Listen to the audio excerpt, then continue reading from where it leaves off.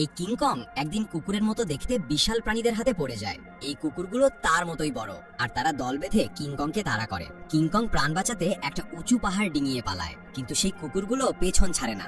সামনে আবার আরেকটা খাড়া পাহাড়। এখন সামনে পেছনে কোনো দিকে যাওয়ার উপায় নেই। এমন সময় এক বিশাল কুকুর লাফিয়ে আসে। কিংকং একটু পিছিয়ে গেলে সেই কুকুরটা তার ফাঁদে পড়ে যায়। এরপর সে একটা গাছ টেনে তোলে, আর সাথে সাথেই ওপর থেকে অনেক বড় বড় পাথর পড়ে। অনেক কুকুর মারা যায়। তারপর সে একটা কুকুরকে ধরে মাঝখান থেকে ছিঁড়ে ফেলে। এটা দেখে বাকি কুকুরগুলো ভয় পেয়ে পালিয়ে যায়। তাদের রক্তে কিংকং এর লোম নোংরা হয়ে যায়। সে খুব বিরক্ত হয়, তাই সে ঝর্ণায় গিয়ে গোসল করে।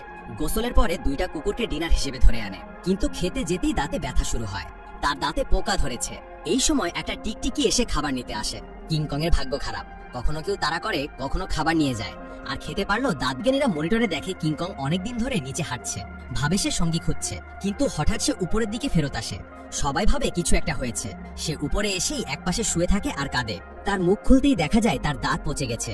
মানুষজন তাকে ঘুম পাড়িয়ে বিশাল দড়ি দিয়ে তার দাঁতটাতে বেঁধে দেয়, আর হেলিকপ্টারের সাহায্যে দাঁত তুলে ফেলে। তারপর তার দাঁতের জায়গায় দেওয়া হয় শক্ত টাইটানিয়াম দাঁত। সে নতুন দাঁত কামড়ে দেখে ভালোই কাজ করছে।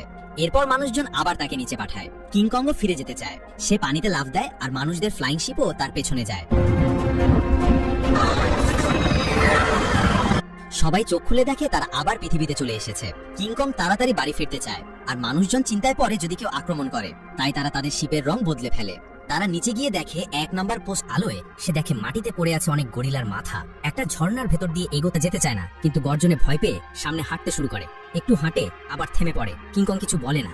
শেষে ছোট বানরটা তাকে, আর ছোট বানর তখন দৌড়াতে থাকে। হঠাৎ কিংকং এর কুঠার আকাশ থেকে এসে পড়ে। ছোট বানর হোঁচট খায়। সে ভয় পেয়ে বসে পড়ে। দেখা গেল কিংকং আবার ফিরে এসেছে। সে উঠে কিছু পাহারাদারদের সব বোঝায়। পাহারাদারদের পেছনেই ছিল তাদের নেতা দীর্ঘবাহুর গরিলা। তার গায়ে হাড় দিয়ে বানানো চাবুক জড়ানো, চোখে আগুন, আর হাওভাবে বোঝাই যায় সে একজন নির্মম শাসক।